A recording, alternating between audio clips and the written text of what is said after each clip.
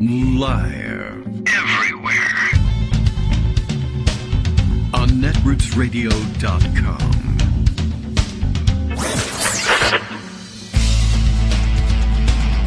David Waldman. Kagro. In the morning. Now, here's David Waldman. Hey everybody, how you doing? Good morning. Oh yes, right, I have to do this whole radio show thing. I'm sitting here just reading some emails and reading a few texts that are coming in. I got some texts that I gotta send out over the next couple of minutes too. I'm gonna be very busy and distracted.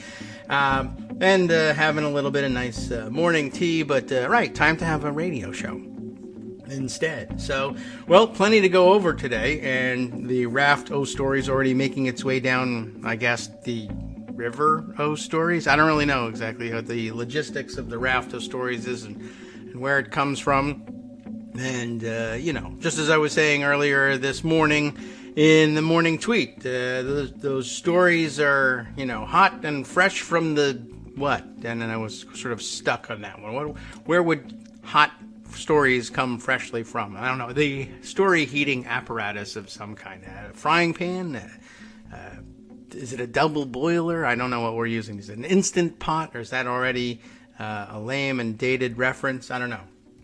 Things are passing me by. Anyway, lots of stories to catch up on. Some very serious and meaningful. Others garbage, but still in circulation, and we have to talk about them anyway. And then others upon which I am not in the least bit qualified to comment on, and I'll do that anyway. I've just read an amazing story, and I really don't know what to make of it. I speak with no authority whatsoever on this, but this seems wrong. How's that? Can we just say that? 20 years of Catholic baptisms in question after an Arizona priest changes one word. Now, that word better be, Satan, in order to invalidate people's baptisms, but it's not. You would think, as I was reading the story at home and commenting on it, I'm like, what? It's not like the guy was secretly whispering "Hail Hydra" in the middle of the baptisms, or baptizing people in the name of Satan. It's just, come on. Here's the story from Phoenix, Arizona. The baptisms of thousands of people in the Diocese of Phoenix are now in question after it was learned that a Catholic priest had changed just one word during the ritual. And it's not even a bad change. I would actually suggest that they make this change on purpose.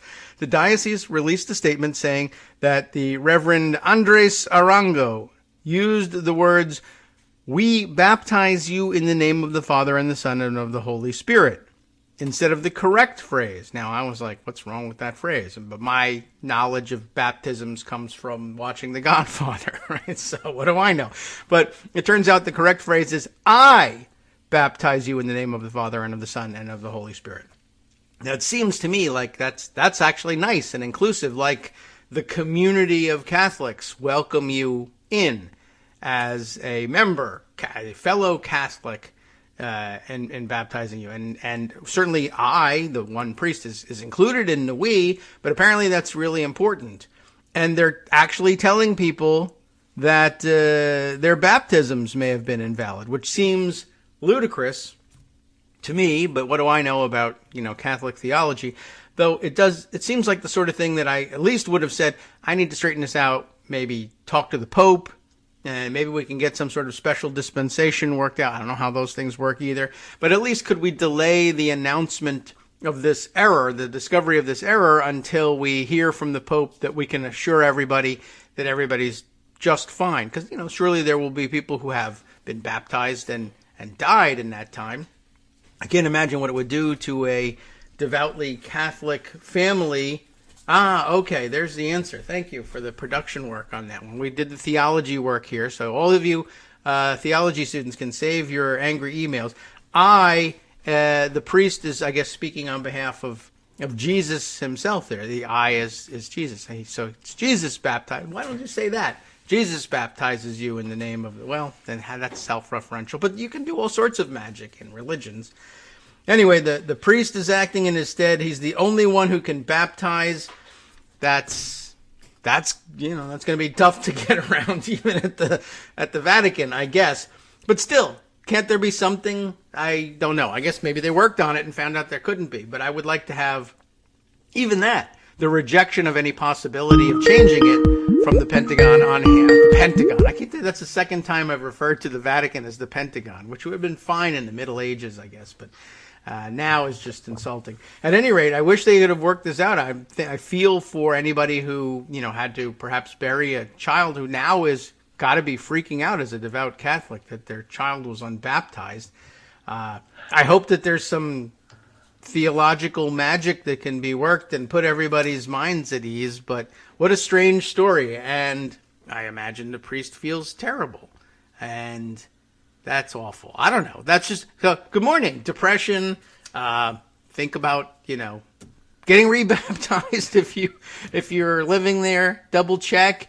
Or switch religions, for that matter. I don't know what to advise you. How sad for people. But, what's the point in having a supreme pontiff on earth if they can't fix something like that?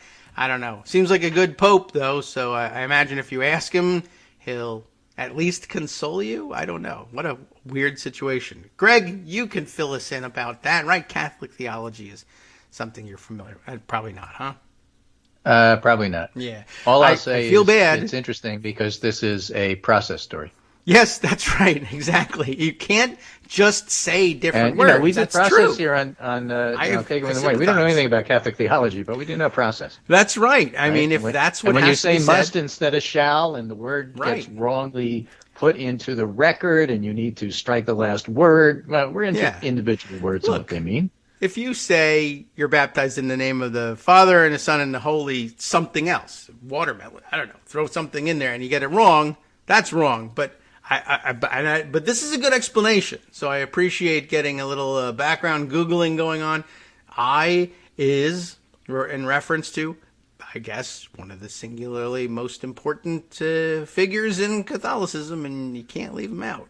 That's really something. The part I don't understand is how come nobody noticed for 20 years. Yeah, well, maybe a lot of mumbling, how it can be sometimes. And also, these are people here. I mean, that's a good question, too. Would you correct a priest in the middle of a baptism? Not in the middle, but I might afterwards. Yeah, right. But it reminds me of, wasn't there something that there was some wording mistake in the oath of office for Barack Obama? And he had to retake it. Yeah. These things matter. Right, I know. But they didn't no make a big water deal involved until at after he'd already done it. Yeah. What a strange situation. That's a good point. It's a process story, and therefore we're qualified. Wow. Anyway. Tell us about it, Catholics. Tell David about it. So the Pundit Roundup today was about unhappy Canadians. Catholic Canadians. This is over the so-called Freedom Convoy. Interesting discussion about that word. All right. But many of the Ottawa residents basically, holding up signs saying, get the truck out. That's a good one. Right. New York Times puts it, baffled by the chaos in Canada, so are the Canadians. And the thing is, there's just so many different things going on, so many cross currents. Yes, in Alberta, cross currents. trucks with horns blaring leave Alberta town, ending a more than 2-week blockade at the U.S.-Canadian border. The Windsor-Detroit blockade is over, and that bridge is open for commerce, which was the most important of the choke points that was being blockaded. The Ottawa thing is still going on. It was the biggest. It's the most congested. And some very interesting stories about that. Let's start out of respect with the Ottawa Citizen. I think that they probably know what's going on in Ottawa better than most. Know a lot, yeah. Ottawa police chief has resigned. People are very upset about his handling of the whole thing, with him keeping this. It's nothing I can do. I can't do anything. You guys have to get out, et cetera, et cetera. Dean French, who was the former chief of staff to Ontario Premier Doug Ford. Oh, okay. I mean, no wonder I didn't know him. But yeah, wow. Was the secret man behind negotiations that saw trucks leave residential areas in Ottawa. Relatively conservative guy. Yeah. French confirmed his role in a phone call late Tuesday. He said he was acting as a private citizen. He didn't enter negotiations at the behest of either the Ford government or the Trudeau government. In fact, French said he called up the mayor, Jim Watson, to offer his services as a private citizen. I don't believe in protesting or honking on residential streets. I just wanted to help. He basically said he was skeptical the talks would be successful. He laid out some ground rules, but the agreement saw organizers of the protest agree to get some of the trucks out of residential areas. The problem is that they're both military level organized in the sense that they have block captains and down to the individual blocks, and disorganized in the sense that once you get below that, it's not clear that the truckers actually listen to what the leaders are saying. Who died and made you block captain? So so it's just fascinating because whereas they had the power to organize it, put it together, and try to get the messaging really tight, and they worked a lot on that, according to the New York Times story on this, which reads, that's right. behind the fractious collaboration stirring the Canada protests, and they are fractious, the organizers include former law enforcement officers, military veterans, and conservative organizers who are steering unrest that has sent shockwaves through Canada. They've organized so that if anybody's interviewed by the press, the first thing you say is freedom. Then if you get questioned about that, then you threaten to beat up the reporter, You have the mixture of discipline and usual right-wing tactics. Right. Well, William Wallace screamed freedom too, and look what happened to him. Right. So, it's just interesting. In the movie. Their drivers have stayed warm and are fed by Corps of Marshal volunteers. Though they have varying personal beliefs, they appear carefully on message. Freedom has been the repeated refrain for 19 days, and it's no accident. There's a war room, and from them, a team of self-appointed leaders, some with military and right-wing organizing backgrounds, have orchestrated disciplined and highly coordinated occupation. At the same time, it's falling apart in places outside of Ottawa. Trudeau has declared state of emergency. What that means and what that's going to mean is relatively unclear. Going back to the Ottawa piece about that, it's just completely unclear what happens next. So the police chief has resigned. The locals are really ticked off at the convoy, and they want the police to do what they did in Windsor. And what happens from this point onward is going to be a little unclear. Trudeau has sort of a week to clear this up based on the rules about him calling a state of emergency, which has to justify in a week. Right. So we don't know what's going to happen next, but it's really unclear how well this has worked. It's worked to the point of being disruptive without question. Yes. But the leaders arguing with each other, falling apart in other places, the Canadian local pushback against it, including Canadian Justice by forcing the truckers to scrape off their stickers, which we talked about on Monday. The impounding of money is important. And one of the things the Washington Post talks about here is the fact that half the money comes in the United States, and the Canadians made up the bulk of the money in the big donors, and Americans made up the bulk of the actual donors themselves. And they were able to trace from hacking stuff that hackers had done and published that the zip codes come from very conservative areas, Republican areas: Leander, Texas; Beverly Hills, California; Eagle, Idaho; Marietta, Georgia; Roswell, Georgia; Parker, Colorado; Cypress, Texas; Alpharetta, Georgia. So that's all in the Washington Post piece. And combined, the two data sets contain 100,000 donations totaling $8,900,000. 52% of the money came from Canada, 42%, and the largest overall number of contributions came from the U.S. So it's just a really interesting mix of right-wing funding and pushing of this to a specific end, to cause disruption. Some of them are truly committed to overthrowing the government, and that's going to fail.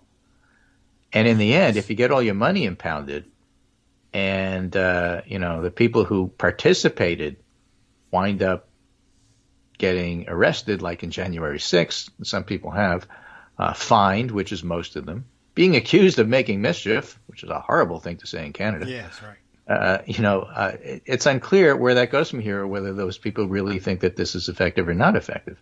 And a lot of that depends upon how Trudeau responds to it, whether he runs against it, so on and so forth, because then it, certainly stops being just a police action and starts getting into the politics of it all. Yeah. So, you can always argue that Trump did stuff, but not everything he did worked. And there was backlash to a lot of the stuff that he did. And sometimes it takes a while to see that. So it's a really complicated story. And if Americans are trying to use what happened there as a testing ground to see what happens here, not so clear that it spills over. The arguing between the organizers, the infiltration of the organizers by other people, turning on each other, all that sort of stuff, that's not exactly success. No, and it's not by any means unique to Canada. It will absolutely happen here as well. I don't know. A lot of people see it as an analog, even from unusual angles. I noticed Jonathan Turley spending time yesterday analyzing the emergency declaration as if it had happened in the United States, without any acknowledgement of, well, they have their own system of government and law there in Canada, which and I may not be familiar with, but I'll talk about it anyway because that's what I get paid to do. Right. Yeah. So I thought that was probably, all right, that was a dumb thing for him to do, but that's Jonathan Turley's job these days. Mm-hmm. So, it'll be interesting to see how it plays out. And reminder for those who were thinking that it might be a good model for what happens in the United States, we also have a different set of laws and norms and customs. And Canadian results are not necessarily predictive of American future, I guess.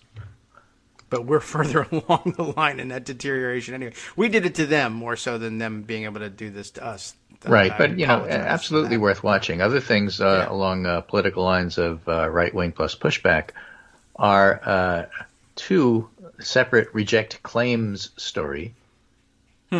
Claims being rejected by various and sundry higher authorities. Like baptism. In one, Biden rejects Trump's claim of privilege for White House visitor logs. The president informed the National Archive it should turn over the logs sought by the January 6th committee within 15 days. Hurry up, guys. It's interesting that Trump tries to block everything, and most of the stuff he tries to block actually gets let through, but by the time it gets let through, it turns out he's either miskept the records, destroyed them, ate them, threw them in the toilet. I mean, those are not exaggerations. And so what they can make of them remains to be seen. Having the documents, of course, is important, and they can make a story. And I'm old enough to remember that Nixon and Rosemary Woods in an 18-and-a-half-minute gap in taping. Just because you destroyed stuff doesn't mean you get away with it. You actually can make a claim that, this is part of the, whatever you call it in law, the idea that he's guilty, the concept that he's thinking he's guilty. I see. Are we trying to get to mens rea there? The guilty in mind and guilty intent, intent, that sort of thing. Yes. So why did you think? How can you prove that he had guilty intent? Well, flushing the piece of paper down the toilet so that you couldn't get them. Oh. That's part of it. Yeah. Well, there was one. Was it Washington Post columnist? Now I'm trying to remember the name, but suggesting, because he made a routine habit of flushing papers down the toilet, whether they were important or not, it's difficult to be able to establish that he was flushing things down the toilet because he knew it was incriminating. Right. Just because he shot everybody, it's very difficult to prove he wanted to shoot you. Intent was to shoot you. That's not good. Could have been a complete accident, as he's claiming, because the fact is, we all know he shot everybody. Right. But he was also instructed several times, don't do that because it's illegal. But you can't prove he was trying to shoot you. Yeah. That's a huge stretch. Let the lawyers. Clearly. Right. You can let the lawyers make that argument. You don't have to do it as a columnist. I don't think the public's going to buy it for a moment. Well, good. All right. The other Stop reject buying claim. it, everybody. Yeah. That was in the news. Sarah Palin's libel claim against the Times is rejected by a jury this time. It's already been rejected by the judge. Right. Explain that. But he let it go to trial because he wanted a stronger case for when he knew it would be appealed. Yes. And the jury said, the judge is right. Yeah. And, right, even if the Trump's or Palin's lawyers now say, well, the judge's ruling influenced the jury, the judge... Well, they were sequestered, weren't they? Right, they were. And they instructed them not to read about the coverage. And if they did read about the coverage and got influenced after all, then all stronger case for the judge's dismissal earlier on. I told them what they were supposed to disregard, and they failed to disregard it. And I was worried that they were also failed to disregard evidence that I had excluded, because without that evidence, you can't possibly conclude that Palin's right here. So for them to conclude that means that they were listening to things they shouldn't have been listening to. Which I don't think is going to be the case, because frankly, when I was trying to find this story, I had a lot of trouble finding it, and I'm pretty good at this stuff, and I pay attention. Yeah, so you really had to be hunting it down. Now, it's probably the case that they got in there and said, that's right, we were told, this felt convincing to us, but we were told that's not admissible evidence, so there's really nothing, so you guys want to just find for the newspaper? Yeah. Right. Yeah, what we did find, of course, is the New York Times do does make mistakes, and that their editor, James Bennett, is an idiot. I mean, and that's one of the things that we had already long-standing assumed. Right. The judge declared that, too. The jury's verdict, says the Times, and the judge's decision served as validation of the long-standing legal precedent that considers an occasional mistake by the media a necessary cost of discourse in a free society. And it came as those who want to see journalists pay a steeper legal cost for getting something wrong are pushing the Supreme Court to reconsider the issue. So as soon as I saw the longstanding legal precedent, I said, okay, it's going to the Supreme Court. Because those guys really love turning over longstanding legal precedent. But here's the thing. Here it is. The basics of the case was that Palin wanted a lower standard to be able to sue for libel against media, right? Yeah, basically. So what Trump if she wins, that's the end of Fox News. Hey, awesome. So I don't think the Supreme Court's going to touch this. Okay. Yeah, it could be. I'm not a legal guy. I'm just looking at the politics of it.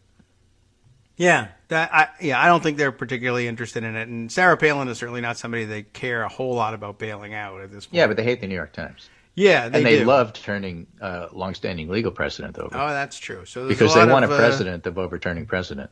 A lot of incentive. I'm not a lawyer, but I understand that. Yeah. All right. Well, this they might regard this then as a freebie, and they can say, "Look, we still have integrity here at this court." We'll see how they treat it. Right. So they decided James Bennett. They might not ever get it. One T in Bennett. They decided James Bennett, the editor in question, didn't act with a level of recklessness and ill intent required to meet the high constitutional burden for public figures who claim defamation. He was just incompetent, sloppy, and other things that, is indicative of somebody at really high levels of newspaperdom in charge of probably the most important paper in the country. Yes. And by the way, the political coverage sucks. Oh, right. Well, now, the jury didn't decide that, but it's not unreasonable to come to that conclusion read it in looking at how these guys work. Right. I guess so. And it's not the reporters. There are some excellent reporters. It's the editors. I guess so. I don't know. Sounds like they made efforts to correct themselves, they did, rapidly enough to satisfy the jury. And even Bennett said, I wrote this, but I'm not really sure that's right. Let me send it around and see. And everybody said, no, you idiot, it's wrong. And so they corrected it. Well, all right. And supposedly, Palin didn't even see it until after the correction. Yeah. And one of the other problems she had with the jury was they asked, so which papers do you read? Did you all of them, Katie? I was so busy except for the ones that are, correcting the stuff, and I didn't go back and read the original because, I don't. Yeah. She also apparently made no effort to ask for a correction, and that's not going to help. So, duh. I mean, I think you're wrong. Correct it. Okay, well. Ms. Palin is expected to appeal, says the Times, but appeals courts tend to be deferential to decisions made by juries. Another reason but even if she fails, the judge wanted to go forward. Those who want to revisit it will continue their push to find a case that challenged the established precedent, legal experts said. Yeah. Well, find a better And it requires 4 votes in the Supreme Court to take the case. That's true. It's possible that the So you already have won't 3, even take it. Thomas, Gorsuch, and Alito. I mean, you have those.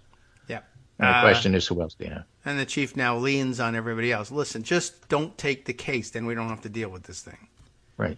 Palin was she's not a good plaintiff. They should have got a better one. I guess they thought they had star power, but she's dopey. And I understand that she, on cross-examination, was upset about some of the questions she was asked. So she just blurts out, objection. Like she's objecting to the questions. And the judge had to lecture her like, listen, I understand your complaint. Yeah, that's like Mary Tyler Moore saying, I'm fired. That's not for you to do. Let your lawyer do that. If he's not doing it, there's a reason. Don't worry about it. Okay, I just thought I should tell you I object. Well, you should not tell me that. You're very dumb for saying so. Right. And then between now and the break, which is coming up quite soon, just a quickie. So far, there is no invasion of Ukraine. The Kremlin is accusing Washington and NATO of jacking up war talk when, in fact, that was never their intent. As Michael Weiss puts it, if this holds, if Washington and London will claim they stopped a war, Moscow will say Washington and London lied about a war that was never going to happen, which Washington and London can live with. And Kyiv will say, we told you so, and a little something for everyone. And actually, Biden comes off looking like a genius. Yeah, it doesn't work out poorly. If they would like to say that the whole thing was fake, I guess they could do that. However, of course, listeners to the show know that, actually, the Russians have been preparing their folks for the threat of war for some time. We made mention of that and read a story about how they've been broadcasting for weeks that they were on the brink of war. So I guess if they think they can sell it to them now by saying, no, that was all just fake talk, okay, you can do that. We don't mind as long as there's no war. That would be great. Yep. And in the process, NATO gets strengthened, so Biden gets what he wants. And now NATO can turn its attentions to Canada. We can save our fellow NATO member from the insurrection in Ottawa.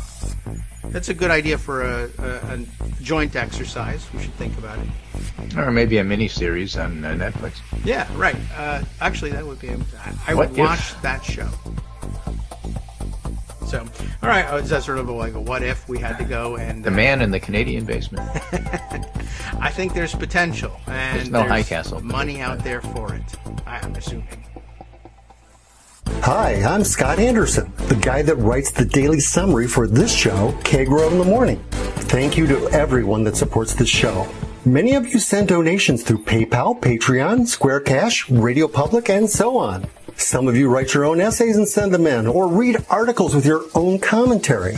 We appreciate it. Now, some of you are listening to this and thinking, I'd like to help, but isn't there something I could do that wouldn't require money or effort? Why, yes, there is. You can just like us. On Daily Kos, they call it the recommend button. YouTube has a thumbs up. There are hearts and likes and love buttons. Tap our love button. Tap our love button every day. Share our shows and summaries on Facebook and Twitter, YouTube and iTunes, Stitcher and Amazon. Most of these places allow you to write a review, so a sentence or two would be great. Recommend us to social media, or tell your friends to listen to the show. You aren't just helping us, you're helping them find their new favorite thing to listen to. You could change the world. So thank you in advance from me and everybody else in the world.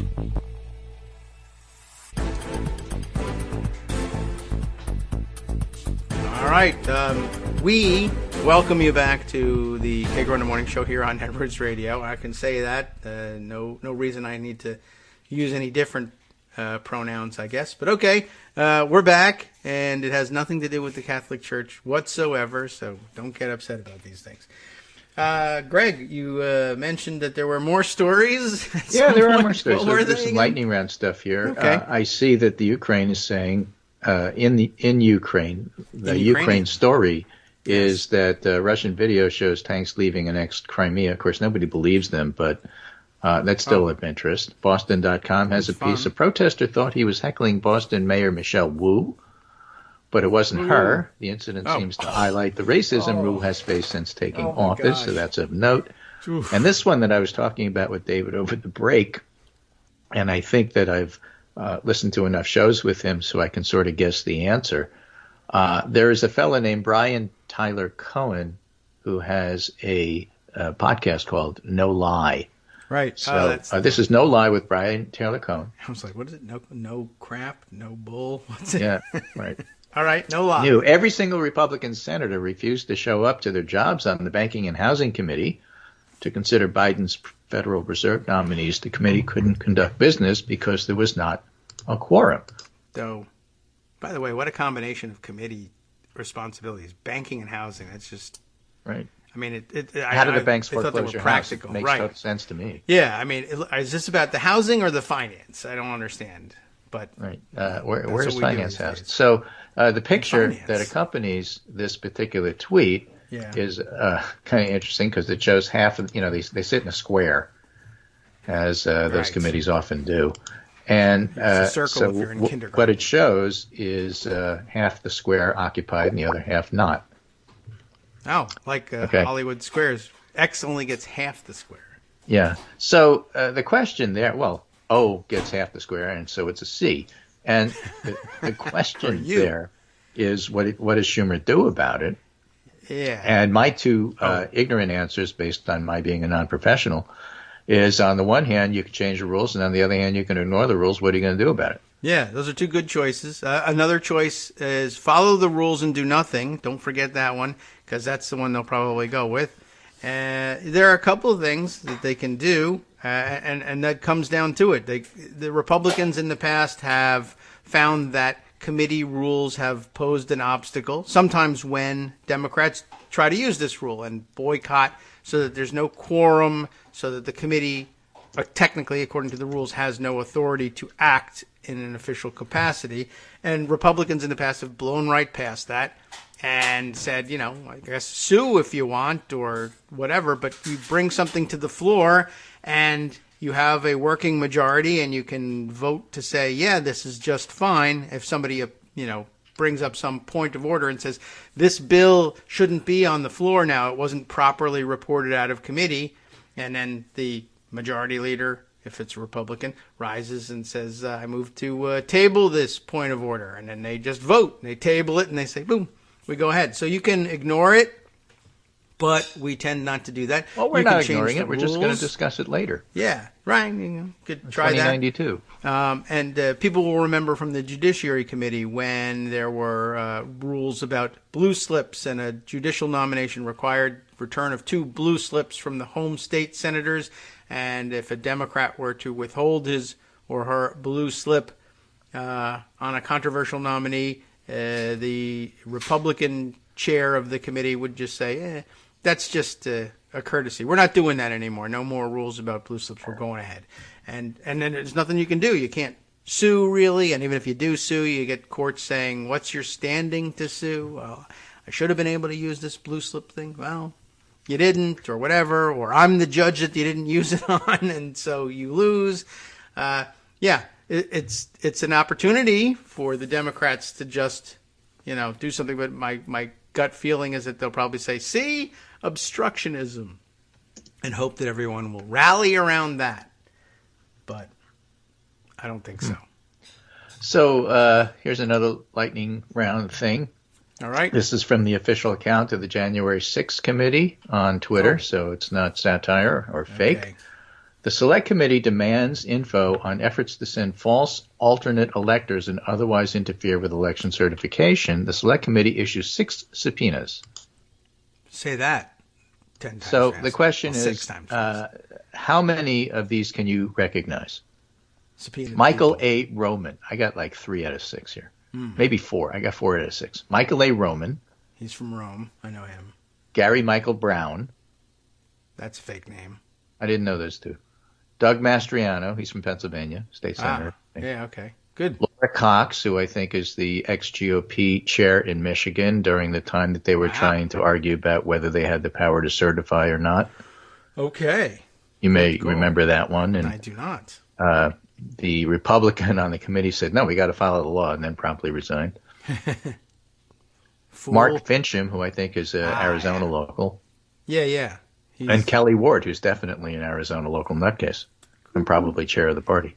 Yes, I think that's correct. And, I don't know what Fincham's position is. I think he's a state legislator, but I don't know why him. But as I recall, they were subpoenaing the party chairs who invited people to do this thing. And then I guess they're also subpoenaing the secretaries and chairs of the fake electoral college gatherings, and maybe they were filling Right. those Well, Mark roles. Fincham helped organize an unofficial marathon hearing at a downtown Phoenix hotel that included testimony from Rudy Giuliani. It was after that hearing Giuliani pitched Arizona legislative leaders on the idea of casting out the election results. Okay. So these are additional. They already did subpoena the people who signed, who convened and then certified their fake electors, and now Yeah, and I guess think the Award organizers. is one of the signees, I think. Yes, I think that's true. So she already got her name called, and I guess these extras are people who are, there's They're trying to reason put together suspect this was organized obviously a fake plan. Yes, I mean, a real that's plan why, for again, we fakery. talked on Monday, and I raised the question of are they going to wind up disallowing anybody who participated in this from running again, or if they don't get that far but they want to, can they establish that this was all part of a plan? It wasn't coincidence. They weren't just doing their civic duty or what did the RNC call it? Legitimate political discourse. Discourse. Right. Because that's really who now Ronna Romney McDaniel is claiming she meant, which is to say one of her friends who got caught in this because she signed on as an elector. Yeah, And, well, that wasn't legitimate discourse either. But was that in and of itself, did these people know that they were part of a fraudulent scheme being pushed by Rudy Giuliani and others? Yes, they did. We can probably move on from there. But yeah, it's true. That must be why they're calling them now. And that's not any more legitimate discourse than anything else. But okay, I'm glad to see that they're getting themselves subpoenaed, and I'm sure they'll try and resist it in some way. Now, one of the interesting things to me in terms of how the entire story plays out over time is you have pointed out that we knew that the electors with separate fake elector slates happened just like right after or right about the time of January 6th. Like this is 2 years later, but we knew that they did that. Yeah, in December we knew that. But it's taken a year and a half, almost 2 years, to understand that it was part of a criminal conspiracy.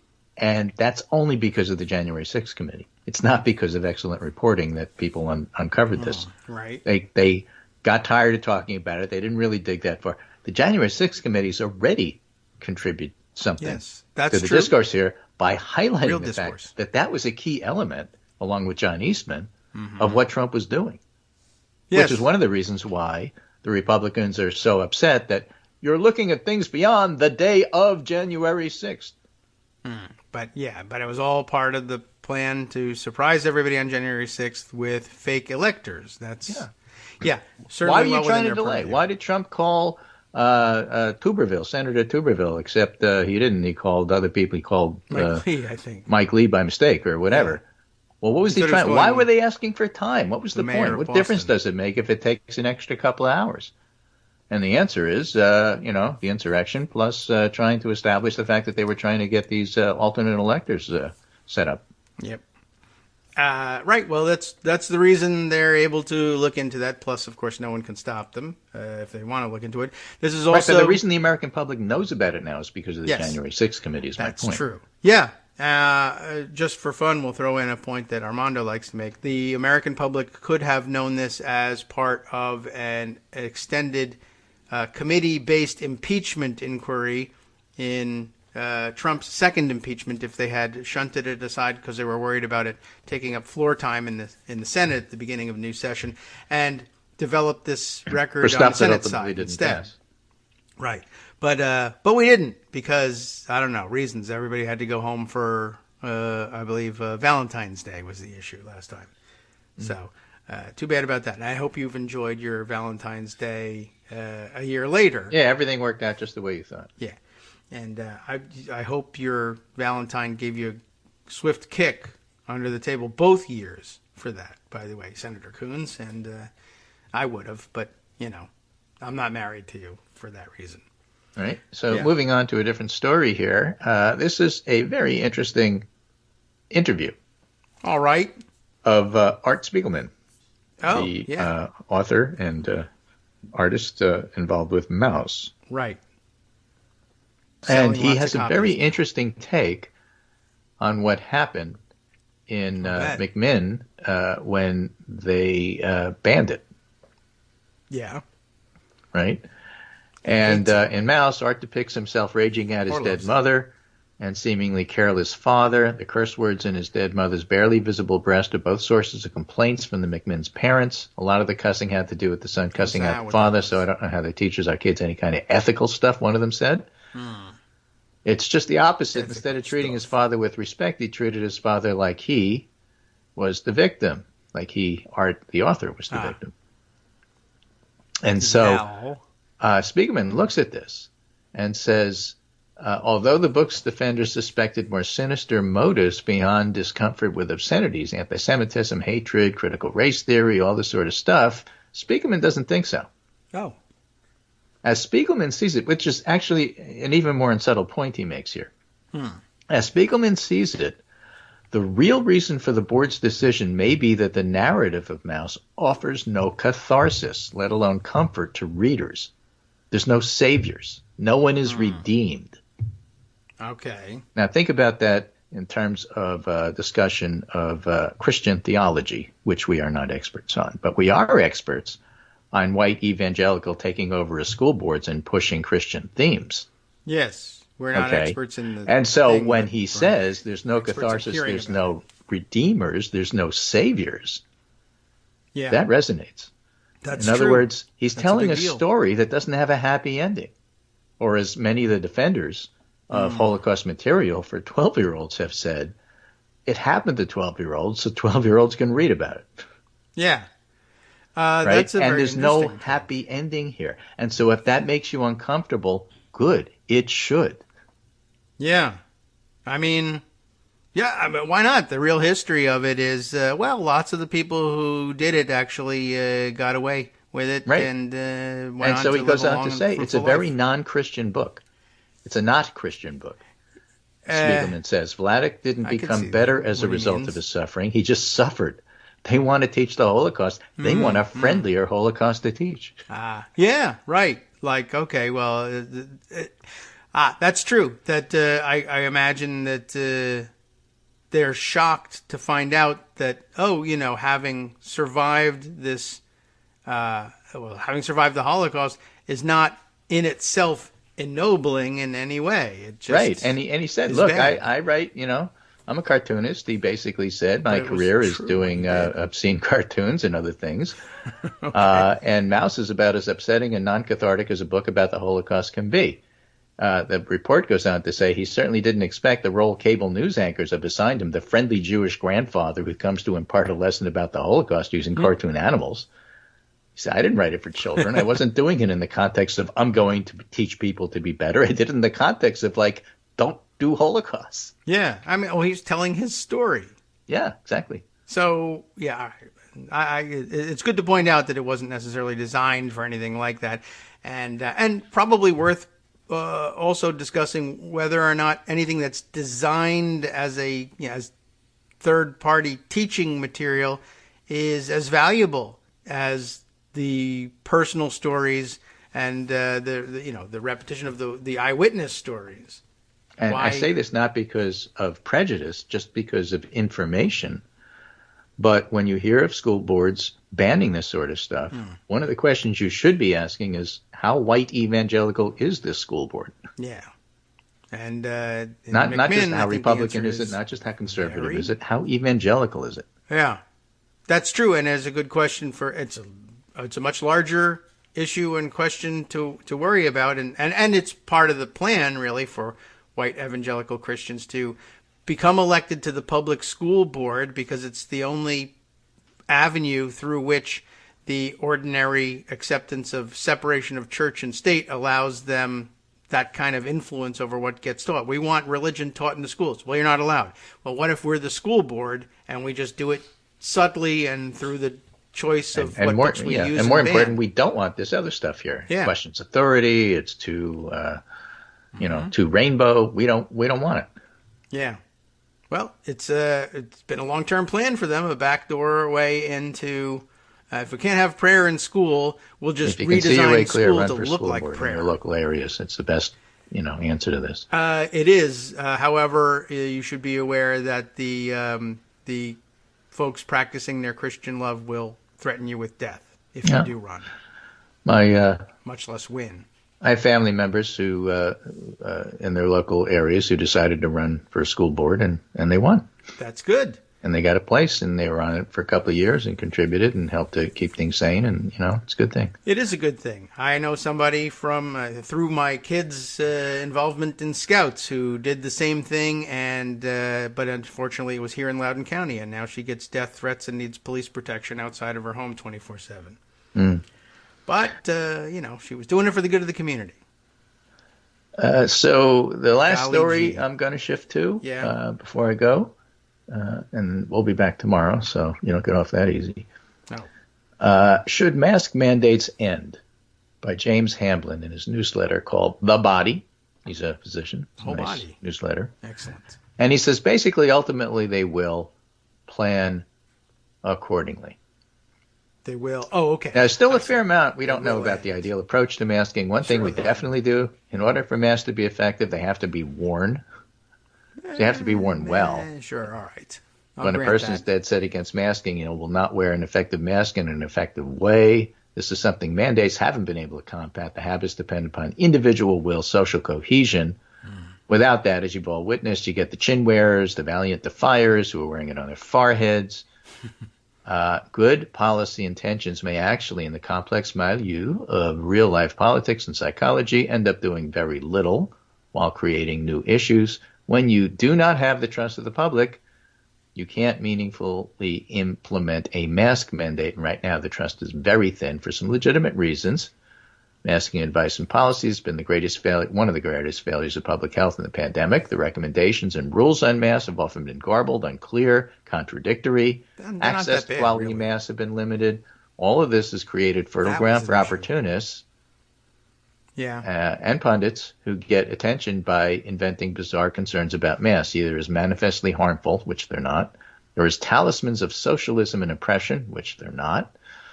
When the center of a community's gravity shifts so far in the anti-whatever-you-tell-me direction, at some point no one's even willing to enforce one, so the mandate becomes moot.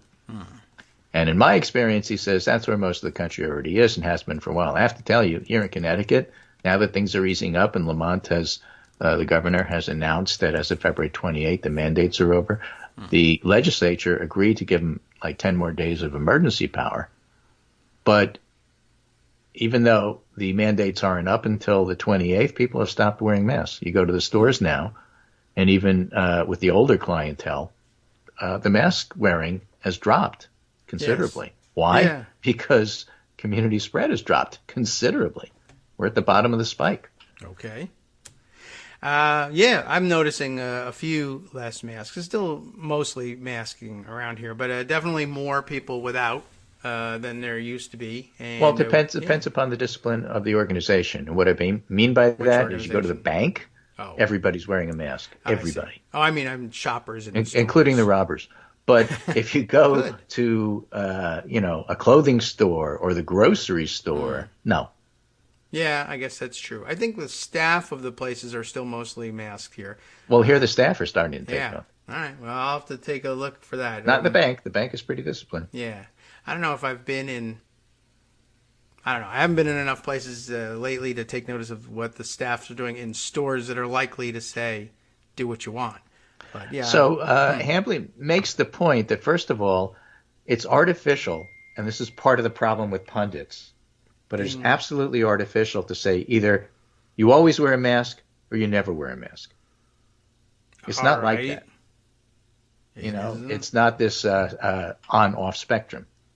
There's a lot of gray stuff in between. So he says, in my experience, that's where most of the country already is. In December, during the worst of the Omicron surge in Indiana, there were signs at the hardware store telling people masks were required, but almost no one wore one, including the employees. And that wasn't uncommon in Indiana. And unfortunately, the sentiment overlaps with places where vaccination rates are lowest, so mask mandates could theoretically do the most good. But now we need to accept that much of the country simply does not have the ability to meaningfully implement a mask mandate, even if local public health officials deemed it critically necessary. And that inability is extremely ominous for the future of public health. And that's the bigger issue. on which more hinges than any particular mandate in this specific moment. So beyond the questions of what should be done in an ideal world, there are questions of what will leave us better prepared for the next surge and the next pandemic, and every other health challenge that depends on people caring for one another and believing the advice of doctors. What will further undermine that and only serve to chip away at any lingering sense of social cohesion? So policies in this moment need to consider all of that at once, and that's why a lot of the Democratic governors are dropping mandates. They want to, keep their powder dry, as it were. Yeah, I guess so. And that's why the next virus will kill us all. It may, and will be very. But the thing is, again, it depends on the coverage. If the next virus comes along and does what Omicron or Delta did in India, and that's the publicity, people are putting masks on again. And they're not waiting for the governor to come around and say, okay, well, I finally realized that my constituency wants me to do something. Yeah, and mandates are still popular if you poll them. Yeah, that's true. And certainly there will be people who jump to masks in the face of the next virus because they have them. Yeah, they have them and they know what to do. Different. And that's a good thing.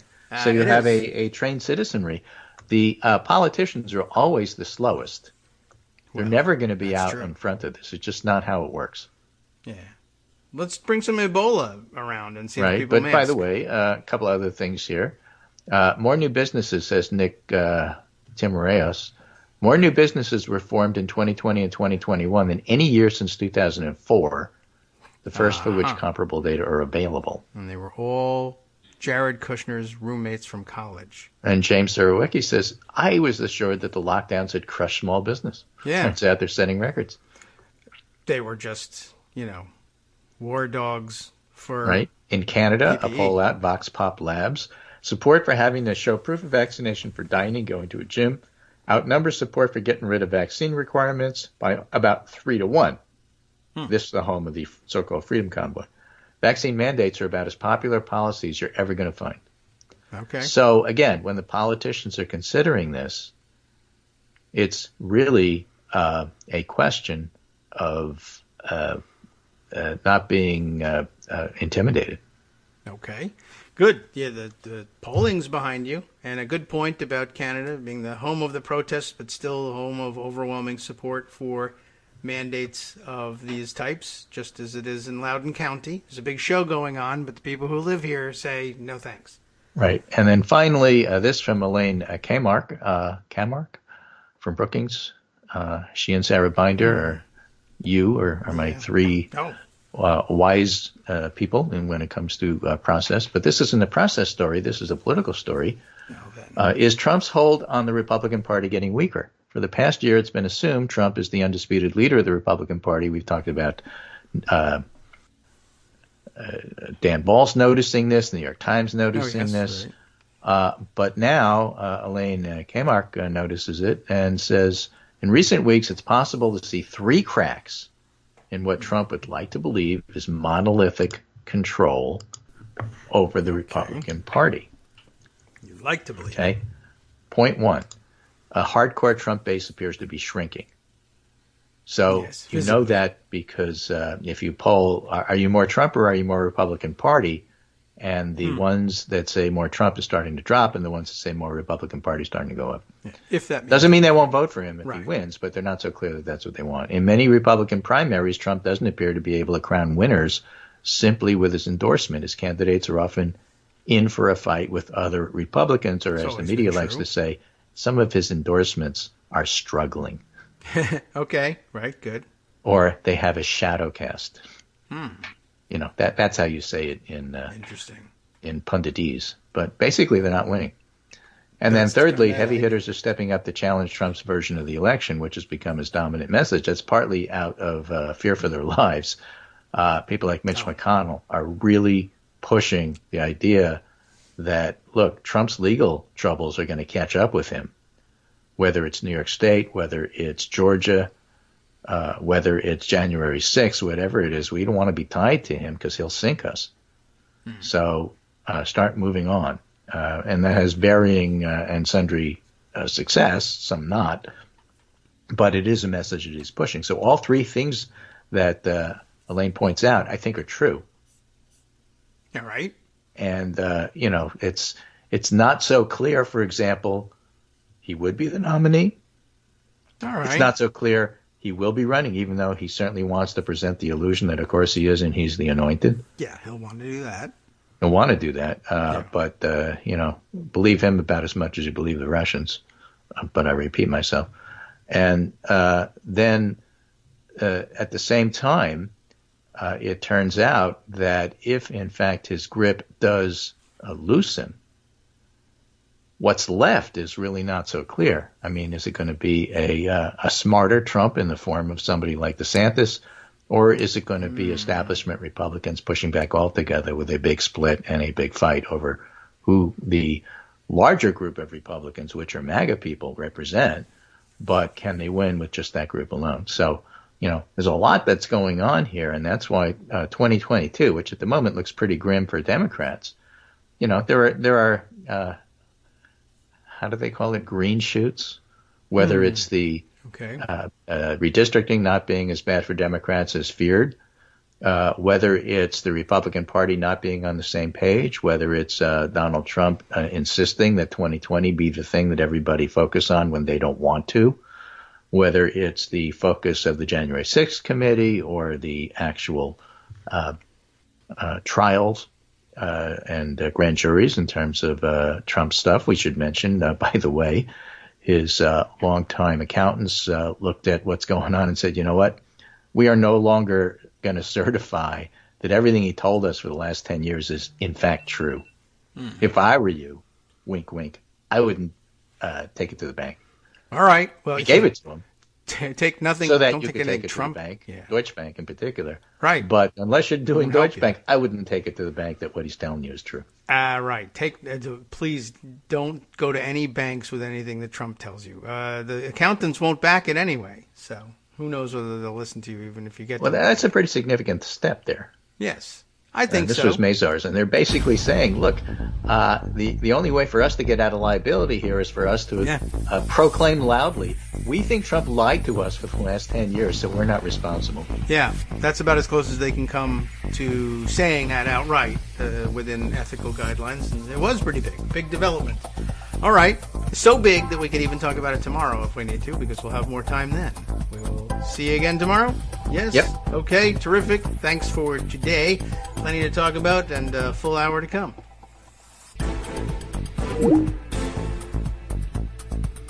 All right, welcome back now to the Kagro in the Morning Show here on Netroots Radio. Just couldn't help but have an extra minute of conversation with Greg. We like it that much. Okay, time for him to depart, and he's got lots to take care of today, and you can tell by the dinging of his text machine there. But a very pleasant text notification sound. I liked it a lot, and it adds to the newsroom feel of the broadcast, I think. So, okay, all good. Oh, I meant to say, I forgot to shoehorn this in while Greg was still here, but one of the other options for the housing and banking, or banking and housing, I don't forget what order they put it in, but that probably reveals an awful lot. But at any rate, one of the options for the committees when Republicans are boycotting and denying a quorum is, I think, you can make use of the same mechanism that they would make use of perhaps if Republicans were attempting to deny a quorum on the Senate floor, and send the sergeant at arms to round up the senators who are refusing to show and actually carry them bodily back into the room. And that has been done before. Democrats have, in fact, done that to Republicans in the past. But a previous generation of Democrats and Republicans, it was last done, I think, in the 1980s, 90s, I guess. And, but for all these senators who have been around for 100 years and long for the comity of the olden days, you can say, well, some of that comity included carrying Republican senators feet first into the chamber when they were trying to hide out and deny people a quorum. So that's another possibility that you can do too, but I will remind everybody that there's just plain blow it off and go forward, and then when Republicans object on the Senate floor that the bill wasn't properly reported out of committee, you just table their objection and say, now you have an interest in showing up and making sure that process is handled correctly. where were you the other day? So, I don't know. It's a thing that they can do. And, of course, others will remind you that this was something that when in a different forum, when this was done down in Texas, in the Texas State Senate, and the Democrats in the Texas State Senate took off and left the state, lest they be otherwise hunted down and dragged back into the chamber to produce a quorum. Republican rhetoric at the time was that these people had to be tracked down using Department of Homeland Security resources and arrested on federal charges and brought back to Texas as fugitives. So, when the shoe's on the other foot, they're probably not that into arresting the Republican senators and dragging them into the committee room.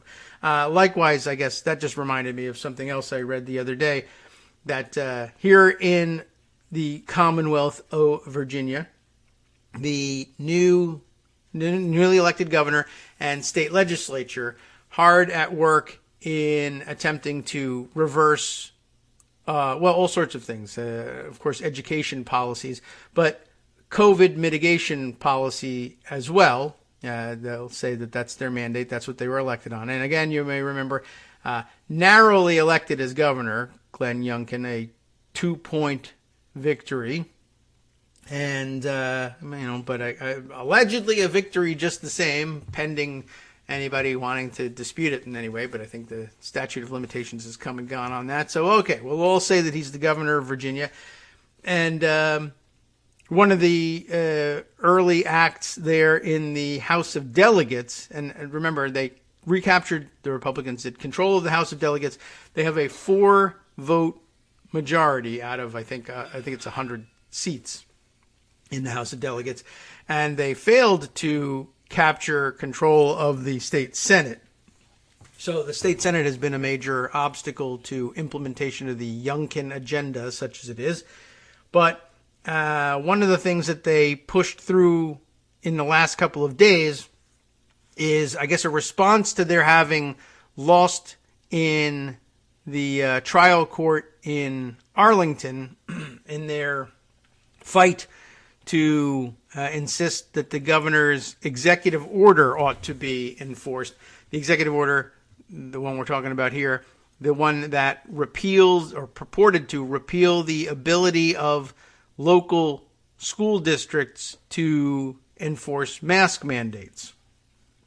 He proclaimed it off limits, and that no one should be able to impose a mask mandate, and that masking must immediately be optional in all school districts around the Commonwealth. But of course, the Commonwealth Constitution reserves that power ordinarily to the local school boards, so that's a big obstacle. And in addition to that, the claim was there's also a statute adopted statewide, Commonwealth-wide. Do we say that? I don't know. I'm not familiar enough with the lingo, but okay. I've been here forever. I still don't know that because that just seems foolish to me. But anyway, what other people would call statewide, there was legislation adopted that says, all right, well, we are going to recommend that schools and other, public institutions follow the CDC's advice about masking. So there was sort of a double layer of protection. One, the Constitution saying that the local school boards had control of this question. And two, the state statute saying we will follow the CDC guidelines on masking, and the CDC guidelines on masking say you should still be masking.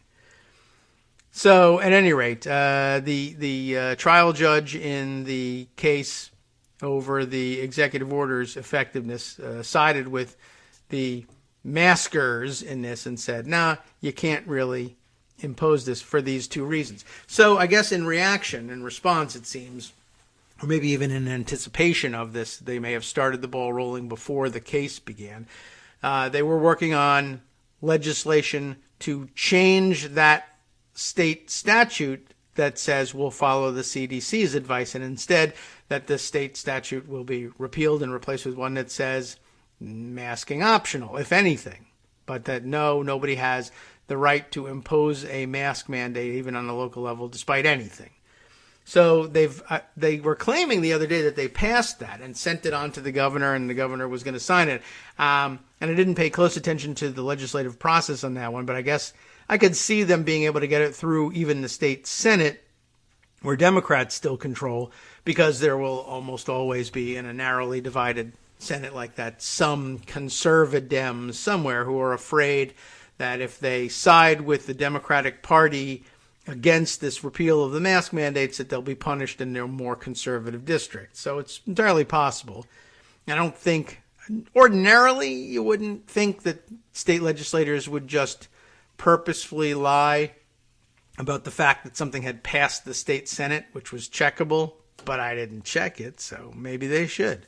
Anyway, I just thought that was interesting because when we were just talking about the hypocrisy of boycotting a legislative proceeding, in this case the committee hearings, after having spent all that time as Republicans saying that that was something that just wasn't done, and that Democrats who did that ought to be treated as criminals and arrested, but then they did it too. But, okay, fine, whatever. And similarly, I think it was like yesterday or just 10 minutes ago or maybe a month ago, that Republicans, in pushing back against the trend toward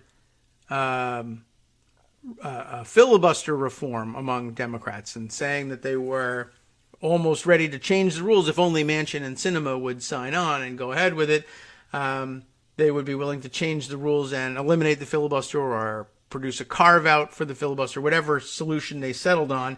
Republicans pushed back and said, why, if you do something like this, even a carve-out spells the ultimate end of the legislative filibuster. And without the legislative filibuster, you could have policy swings, wild policy swings back and forth on major issues, depending on who was elected as a majority to the legislature and who the president is and whether or not they'll sign these bills, and what a horrible, horrible thing this was. And I mean, even right away, most people who were proponents of filibuster reform said, you mean responsiveness to the voters? Oh, how horrible. Can't have that. Now, there will definitely be situations where you're upset about that, like right now in Virginia, where the legislature purports to have repealed the ability of the school districts to impose their own mask mandates by legislation.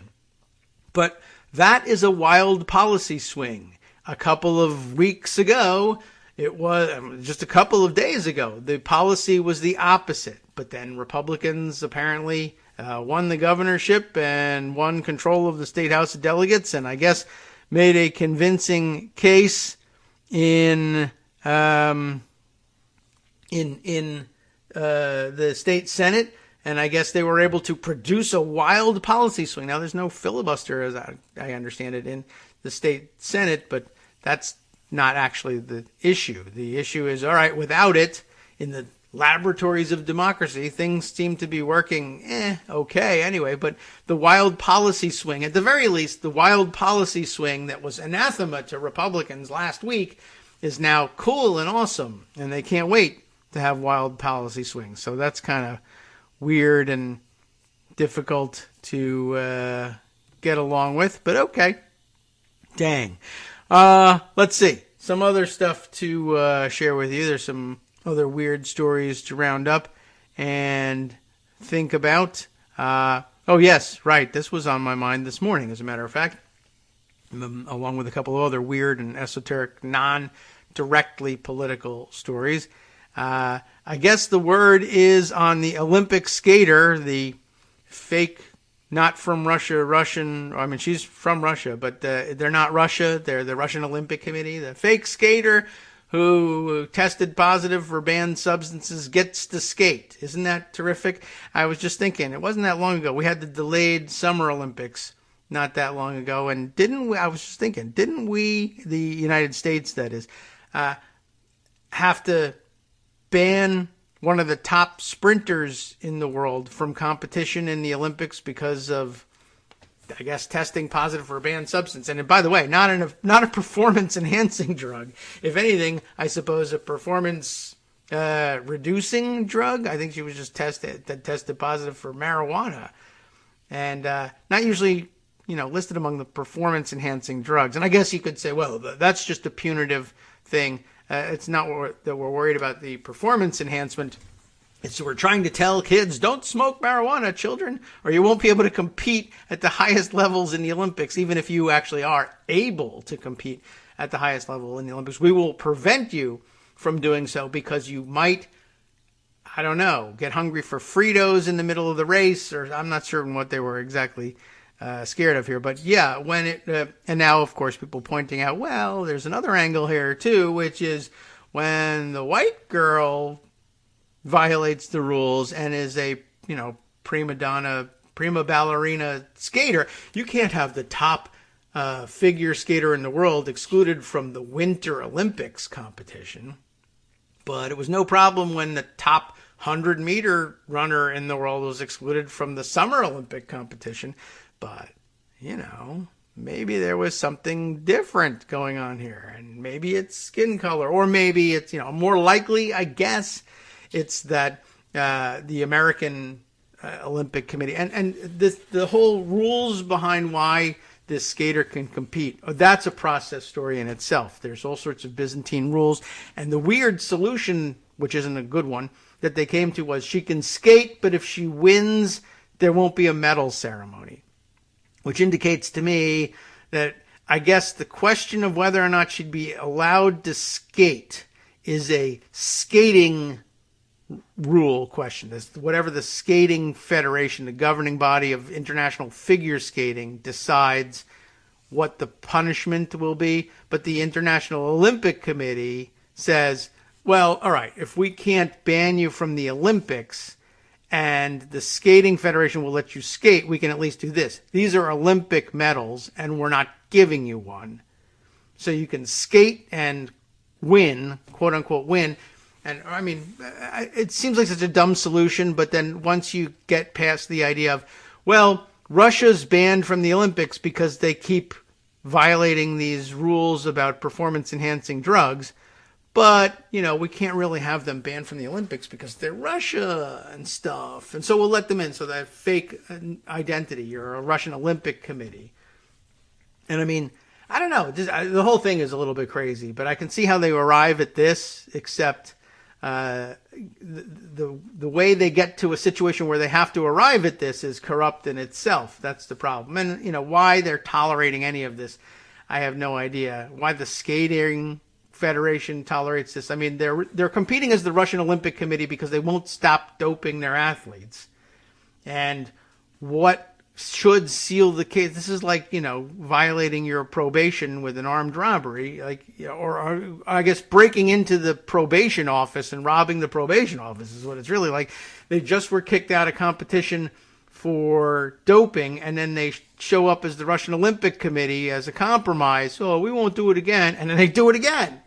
And then we're like, well, all right, compete. And it seems awfully stupid, but I think a lot of what's driving it, not so much that they worry about what are we going to do. It won't be the Olympics without the Russians. We've had Olympics without Russians before. It works just fine. Other people get to win. It's terrific.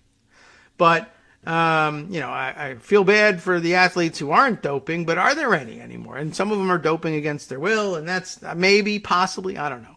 They're making up all kinds of stories. I think it's all a little bit weird, but I wonder whether what's really happening here is the money, the sponsorship of the Olympics. The IOC feels like a terribly corrupt organization, a little bit like the FIFA organization, and just happens at these elite athletic conclaves.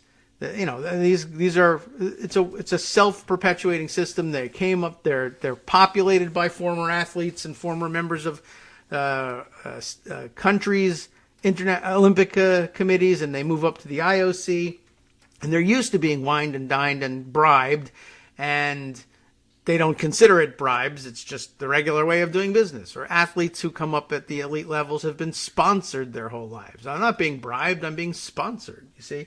Anyway, and now with the Russian oligarchs being so free with their money and looking for ways to launder it and probably spending billions of dollars sponsoring various levels of competition that make the Olympics possible, And then they say, well, if you ban our athletes, we're just going to pull all of our money out, and then you won't be able to stage the Olympics, and you won't get the sweet lucre that you're used to.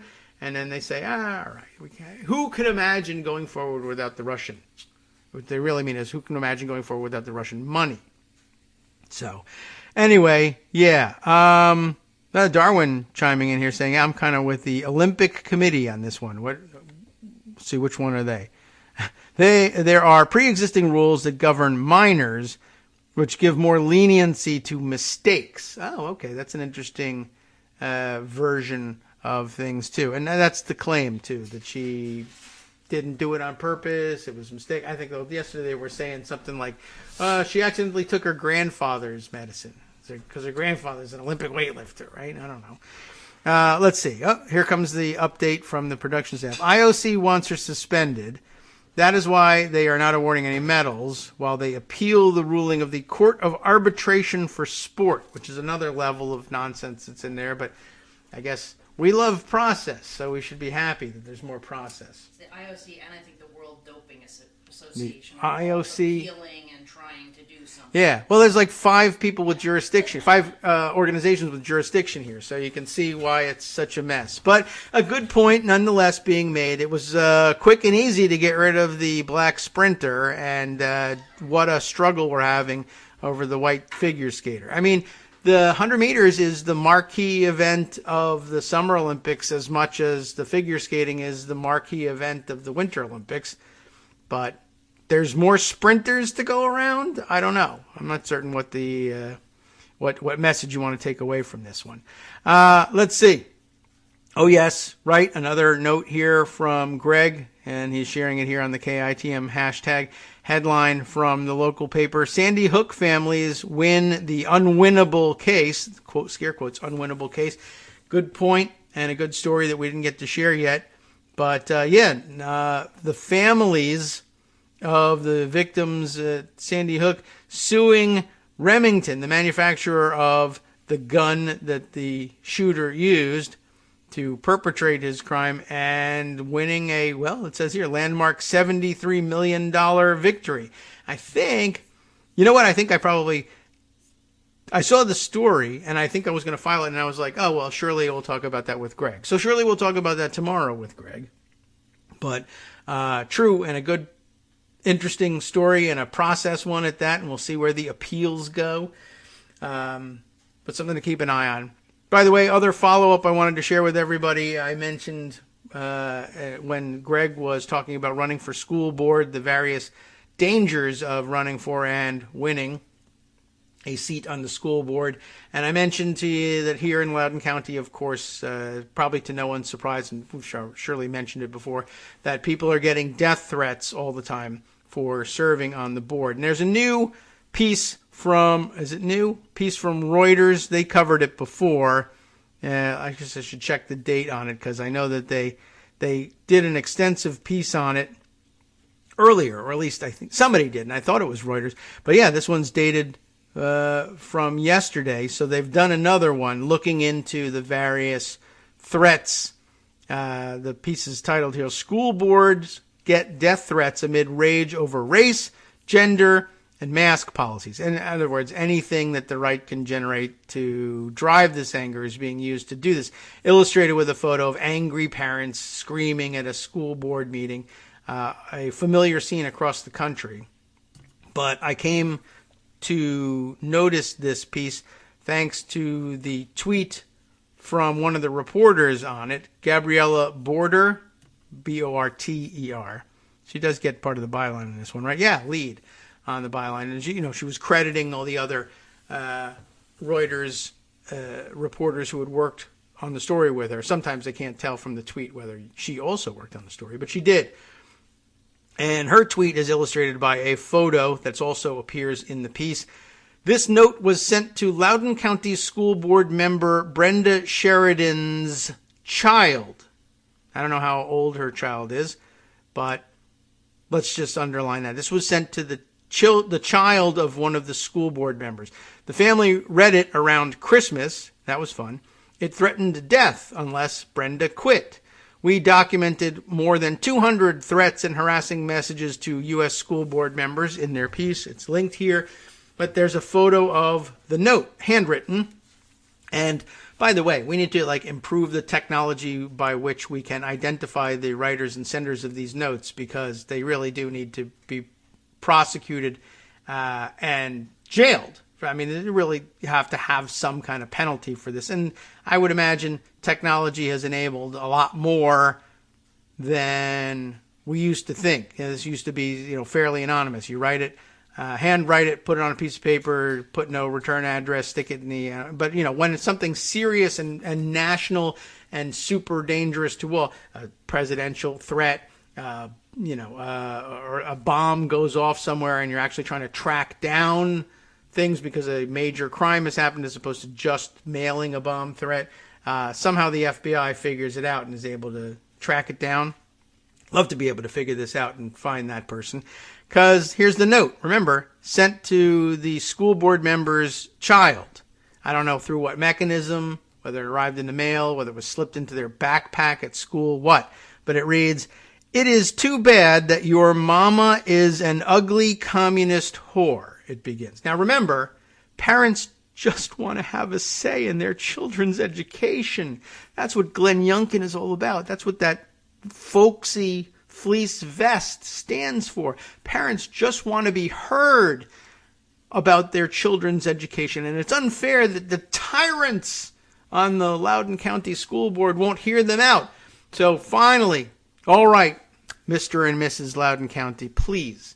We're now past the election. We hear you saying you want to be heard. What is it you want to say? Well, I wanted to say that it's too bad that your mama is an ugly communist whore. And I'll continue now. If she doesn't quit or resign, sort of the same thing. If she doesn't quit or resign before the end of the year, remember it's Christmas, we will kill her. But first, we will kill you! Exclamation point, with a little circle for the dot underneath too. So it's a very nice touch, good for kids. I'd like to know who wrote that and gouge their eyeballs out with a hot spoon, I'll say. I think that's the implement I'd like to use for that. That person should hang and then have their corpse run through a wood chipper and use it to mulch the flower beds around the public tennis courts of Loudoun County. How about that? That's a good idea. Or what was it, the thing Greg sent us about strapping their body to a 12-pound cannon? And I forget exactly how they put it, but what did they say? They're essentially saying that mulching the territory with their body parts. Not a bad solution here, quite honestly. This is foul and beneath contempt. And what are you going to do? But this is typical of what goes on. You're just trying to help out. Parents who actually do say, I just want to have a voice in my child's education, and then run for school board and win with support of all of their neighbors and community members. Well, I'm sorry, you're not going to be allowed to have a voice in your child's education because someone else wants to murder you because you're an ugly communist whore. That's the discourse. Parents just want to be heard. Sniff, I'm wiping away the tiny tears for the person who, all I wanted to say was that someone was an ugly communist whore. Why are you getting in my way? Well, there's a whole article that goes along with it, although I bet you get the flavor for it. But now I feel like I should give them some attention to their actual article here. School boards get death threats amid rage over race, gender, mask policies. Local school officials across the United States are being inundated with threats of violence and other hostile messages from anonymous harassers nationwide, fueled by anger over culture war issues. Reuters found 220 examples of such intimidation in a sampling of districts. Gabriella Border, Joseph Axe, and Joseph Tanfani are credited in the byline here. And guess what? They note up at the top, this story contains text, images, and audio clips with offensive language. But it starts out where? Right here in Loudoun County, with the story of Brenda Sheridan. Some background to it. The letter came to the home of Brenda Sheridan, but I guess addressed to her kids. Addressed to one of her adult children. Oh, okay. So it's fine. It's that you address it to an adult. It's A-okay. It threatened to kill them both unless she left the board. And why you would want to kill the kids, we don't know, but golly, it's just legitimate political discourse, I guess. Then they recount the text of it. School board members across the United States have endured a rash of terroristic threats and hostile messages ignited by roiling controversies over policies on curtailing the coronavirus, bathroom access for transgender students, and the teaching of America's racial history. And of course, that dude Chris Rufo is cool with it all and thinks it's legitimate political discourse, and we probably ought to rent another wood chipper. That's all I'm saying. I don't know what you're going to do with it. Just saying. Reuters documented the intimidation through contacts and interviews with 33 board members across 15 states, and a review of threatening and harassing messages obtained from the officials or through public records requests. They found more than 220 such messages, and school officials and parents in 15 different counties received or witnessed these things. Amazing. Happens everywhere. Hi, it's me, David Waldman, the same guy who was just talking to you a second ago.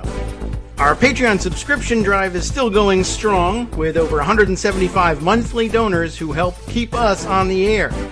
If we've helped keep you going during the pandemic, why not return the favor and help us keep going so we can all be together for the next disaster? Patreon.com, Patreon.com, makes it easy to make secure, recurring monthly contributions to support our show. Patreon.com/KagroX gets you straight to our donation page. Maybe you'd like to thank us for keeping you sane during the Trump era. Maybe you're looking forward to in-depth explanations of what's going on in the Biden administration. Whatever it is that keeps you listening, we need your help to keep bringing it to you. And hey, if you happen to prefer using PayPal or even the Square Cash app, we're up and running with those options too. Thanks again, everyone, for all your support. We literally could not do this without you.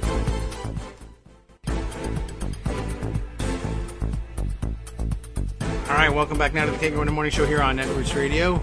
I feel like I must have changed some setting somewhere somehow, but okay, hope not.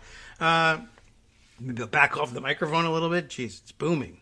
Anyway, I thought I kept my hands to myself, but apparently not. The Reuters article that I mentioned at the beginning, or just before the break, just to give you, I feel like clearly you have a picture for what sort of threats people are getting, but I don't know. Maybe we're not driving the point home enough.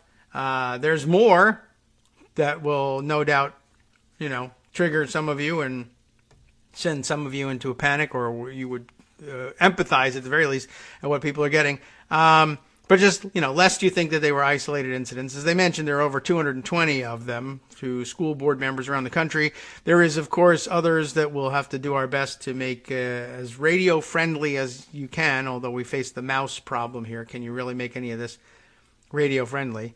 Let's see. There's, of course, also the always popular Brenda, I am going to gut you like the fat effing pig you are when I find you. Loudoun County not that big. You could probably find her. But, yeah, keep in mind also that sometimes these things are forwarded to police, and police are like, well, it's not a specific threat. It doesn't say when they're going to find you, for instance. So we don't know for sure. We're not sure what we're going to do about this one. But in some cases, they actually take them. I think this one was probably among those taken seriously. But there was the earlier piece that I mentioned that I don't know if we read all the way through, but I'm sure we mentioned on the air was that there were hundreds more than just these 220. But they were talking about the process by which police decide whether to do something about them or not, and they actually sometimes decline to do anything about them because they say that's not a specific threat. They don't say how long the knife is that they're going to gut you with. They don't indicate that they've already obtained the knife. This may be aspirational more than anything else. And, come on. Well, anyway, let's see. There's more. There's a board member in Pennsylvania's Pennsbury School District who received racist and anti-Semitic emails from around the country. People who just want to have a voice in someone else's child's education. For people angry over the district's diversity efforts, look out. Don't try to teach that, all men are created equal or anything like that because, first of all, you have a problem with men, but okay. And among the popular samples, we're going to expand our profanity glossary, if you will, our different words we use, go to just the first letter of the word. And some of them are not immediately obvious, some others. This one involves the C word that people don't like very much. This is why Hitler threw you, C's, in a gas chamber. That's right. Hitler did that because of diversity efforts at a local school board. But whatever. Anyway, by the way, that person I presumably not do well in school. Maybe that's why they're angry with the school board. Forgot to capitalize Hitler.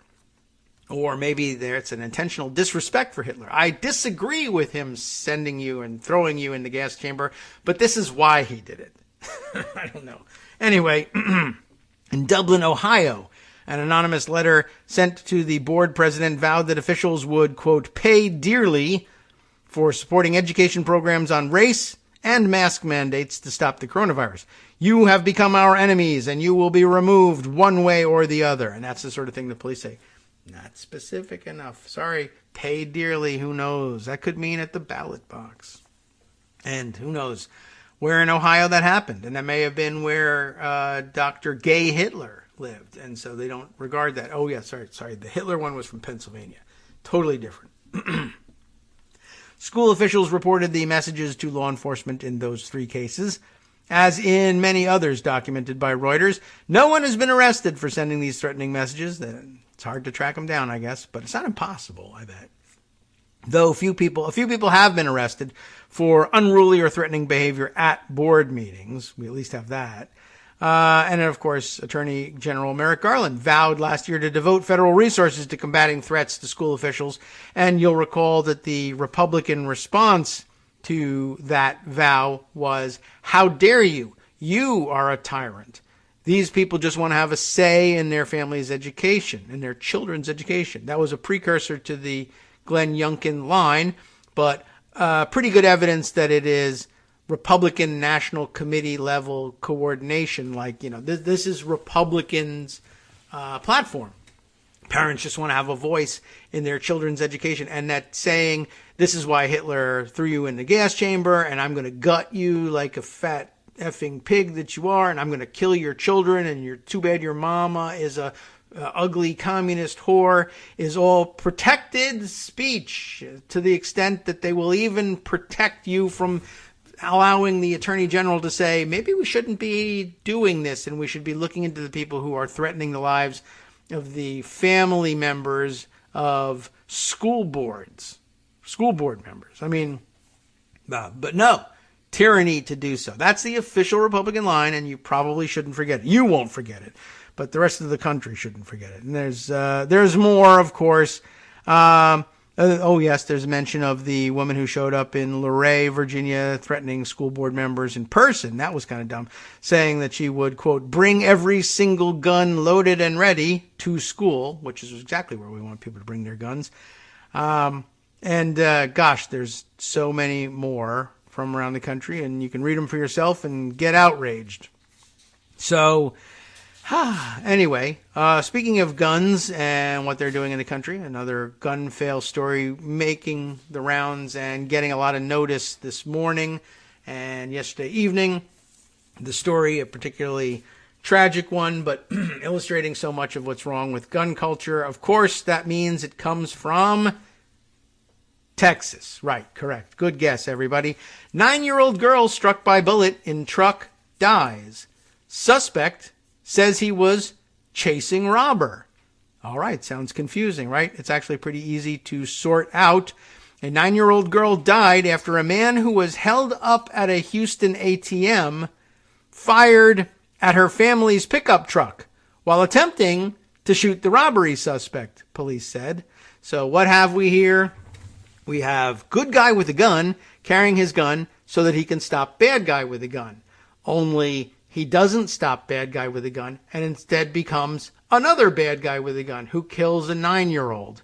And, well, sure, it's accidental, but the accident gets more complicated as we read through it. The suspect in the shooting, identified by police as Tony Earls, 41, was making a transaction at a drive-through ATM at 2900 Woodridge Drive in southeastern Houston with his wife Monday, shortly before 10 p.m., when he was robbed at gunpoint, according to police. Now, just for a pause for a second for all the gun nuts who say, I carry my gun so that I am not, I don't become a victim of crime. I'm going to use it as self-defense in case someone tries to rob me or assault me. And just want to point out, that doesn't always work. You were robbed at gunpoint. Now, who's not supposed to be robbed at gunpoint? Why, people who have their own gunpoints, of course. But what are the actual mechanics of being robbed at gunpoint? A guy jumps out and sticks a gun in your face and says, give me all your money. And although you know you have a gun, you give him your money.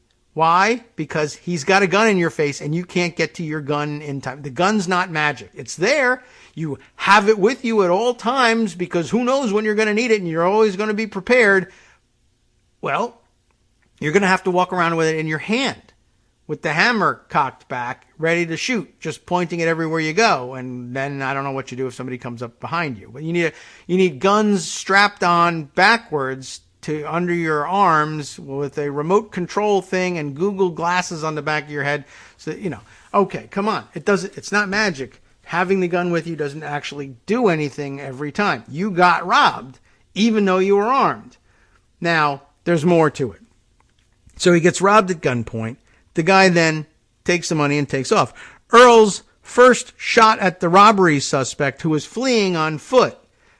But get this, it's not just that he shoots at the guy while he's running away, which is, by the way, not what you're supposed to be allowed to do. That's another layer of this thing, right? Just because you have a gun and you're frustrated that you weren't able to use it to prevent you from being robbed doesn't mean you can shoot at a suspect fleeing down a populated street because you're awesome with guns. What will happen is you will miss and possibly kill somebody else. You might get the robber, but even so, you're probably not going to be, even stand your ground laws technically shouldn't help you in that instance. But people don't know that. And he's like, I'm standing my ground. I was robbed and I shouldn't have been. I had the right to be there without being robbed. And that was the guy who robbed me. So I should be allowed to kill him if I can, because stand your ground. No, your life wasn't in danger at that point. It was in danger earlier and you didn't do anything about it.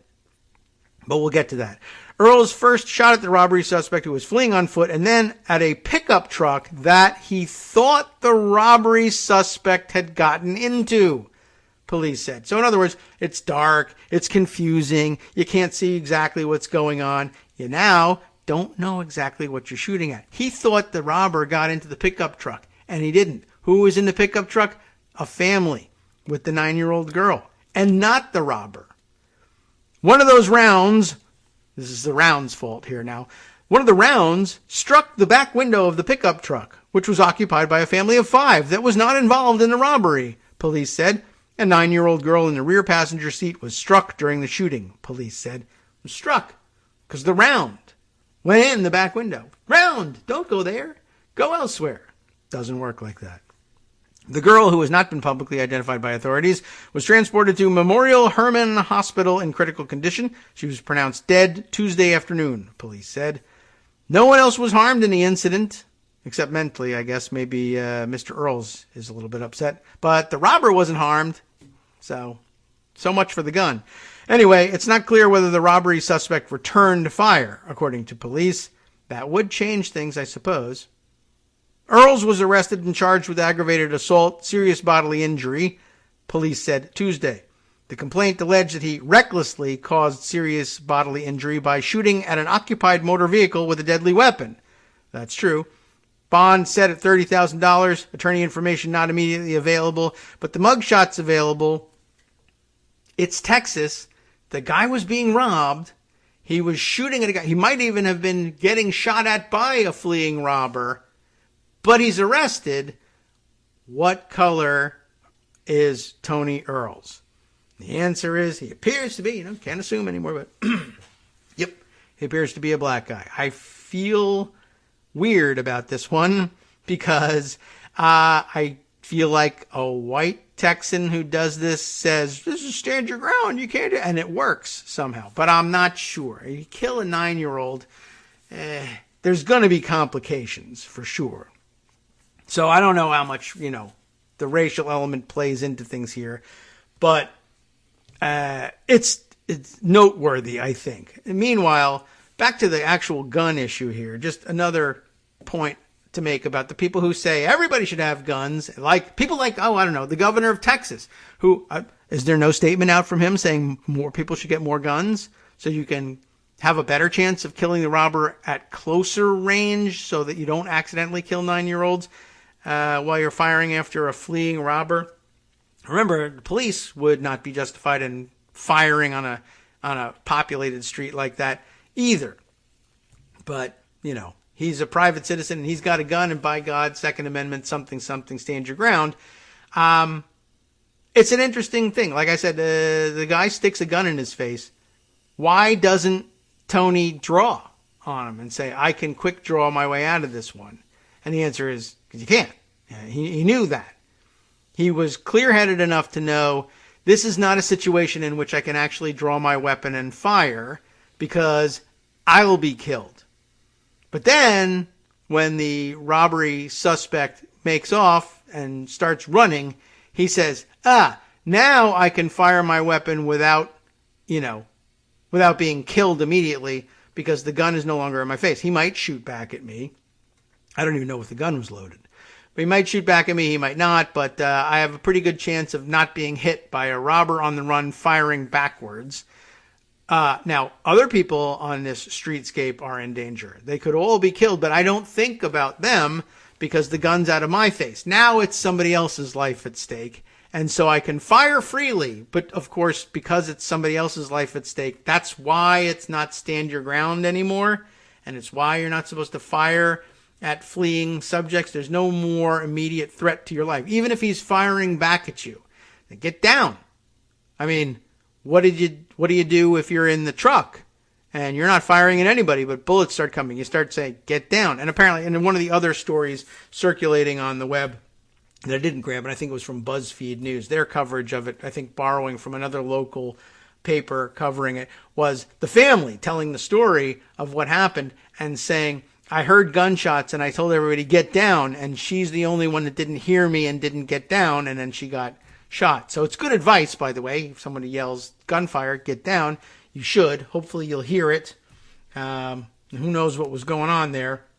But just pointing that out, that again, responsible gun owner theory here. And I don't know whether he's not charged with illegally possessing the gun, so I imagine that's not an issue.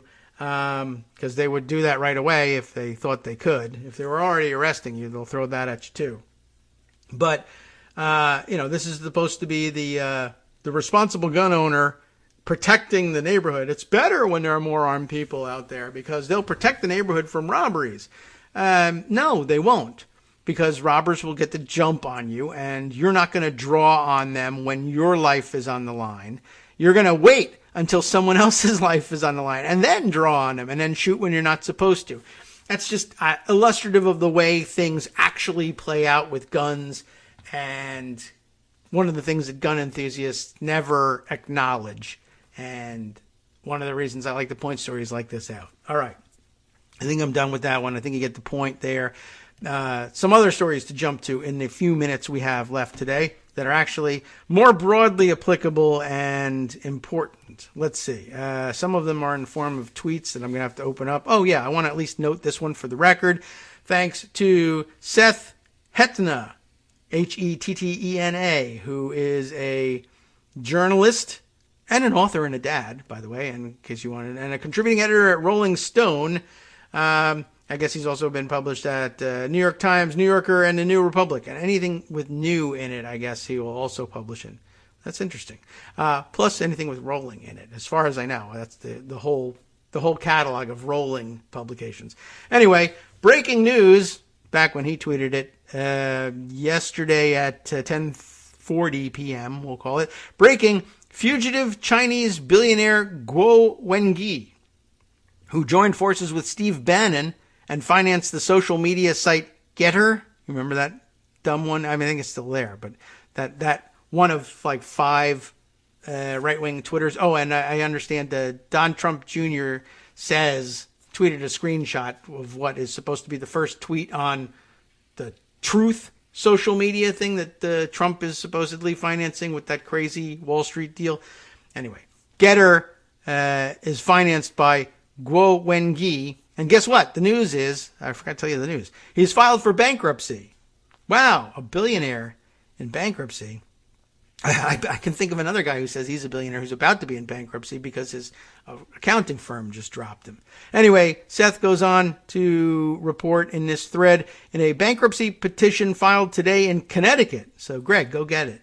Guo stated that he has between $50,000 and $100,000 in assets and owes between $100 and $500 million in litigation expenses, claims, and judgments. He's been sued a lot and prosecuted a lot. The bankruptcy filing comes after a judge in New York ordered Guo to pay $134 million in 5 days or face possible arrest. Guo is, of course, appealing, but now his lawyers are saying, wait a minute, the hell you are. Not without any money you're not. And he refers to his own tweet from February 9th here, which reads, fugitive Chinese billionaire Guo Wengay, who joined forces with Steve Bannon and financed the social media site Getter, is threatening to leave the U.S. after a New York judge issued a scathing opinion ordering Wengay to pay $134 million within 5 days or face arrest. I thought that was weird when I read it back then. We didn't discuss the news, but that's not really like a super effective threat. Well, I'm going to leave the country. Well, then we'll arrest you now. That was kind of dumb, but maybe he wanted to be arrested. And there's a whole thread there about, I guess, the scathing order. I'd kind of like to read the scathing order, but, how scathing could it be? You're completely wrong and you're an idiot. Pay the money. I mean, okay, that's scathing enough for me. Guo's largest creditors are almost all people who are suing him. The Pacific Alliance Asia Opportunity Fund loaned Guo $30 million in 2008. He never repaid the loan and now owes Pacific Alliance $254 million. That's a lot of interest. And I don't know what was driving it, I'm sure. Interest, penalties, and then punitive damages, etc., lawyers' fees, whatnot. Okay, so there's that news, which is nice. No word on what happens to the yacht. I think that there was actually some mention of it in the replies to his original thread, that somebody said that I think it's docked in the Bahamas or Bermuda or something, and that maybe the government was actually maybe favorably inclined to turning the yacht over to us. I don't know what it does to Steve Bannon. I don't know what it does to Getter, but interesting news. It's something to keep an eye on. Other bits and pieces to share with you. Let's see. You got to open up some more of these tweets. Yes, right. There is the news that Greg shared. I have it reported here in the Twitter thread of the always active Kyle Cheney, who reports there. The news is that the White House has rejected Trump's executive privilege claim over visitor logs from January 6th and ordered the National Archives to provide them to congressional investigators within 2 weeks. There's a Politico article attached to it, and he says it corroborates the reports in the New York Times as well. And goes on to say, here's the letter that White House counsel Dana Remus sent to the archives yesterday. That's probably of some interest. One thing that's unclear, this is interesting here, talking about Trump's delaying tactics with courts, but without really calling out exactly what it is here. I don't know whether it's entirely clear to Kyle, but it's clear to us. Well, he's talking about something else that's unclear, not the concept of delaying in court, but what's unclear here is that why these logs, that is the visitor logs from January 6th, the total package, the full logs, are different than those already provided to the committee after Trump lost his court battle at the Supreme Court. Remember, there was the documents that the National Archives did have, not to mention the documents that the National Archives didn't have because he had stolen them, and now they've begun recovering. But he's already been all the way to the Supreme Court on trying to protect documents that the archives have with claims of executive privilege and lost. Now, there are other similar papers that really basically are covered by the ruling from the Supreme Court. But just as we've always said, Trump's game is to drag things out as long as possible. So there's a Supreme Court decision that says, no, you cannot assert executive privilege over visitor logs from the White House. Turn over the papers we're talking about over at the National Archives. And now there's other papers, and they're the same kind of papers. They're the same visitor logs. And Trump says, but the Supreme Court didn't rule on this box of them. They ruled on that box of them. And it's totally different. And of course, a court will say, it's true that they're a different box. It's true that they're different pages of paper, but they contain the same information. The concept is the same. And the legal, decision here applies just as much to page 2 of the visitor's logs as it does to page 1. This is a foolish waste of everyone's time, and we're fining you and sanctioning your lawyers, but it takes longer to do that. And so they get page 1 in 15 days, and they get page 2 in 6 months. That's the sort of game that he's playing here. As he says, one thing unclear, why these logs are different than those already provided to the committee after Trump lost his court battle at the Supreme Court. Some January 6th call and visitor records were included in one of those tranches. That's true. Trump could also seek another court action to block the records from Congress, but the Supreme Court's rejection ruling could make it difficult for him to slow down indefinitely. That's true. And that's supposed to be the comfort, but it's cold comfort to say, the Supreme Court will say, no, you idiot. That doesn't mean that page 2 or page 3 don't have to go. They do have to go.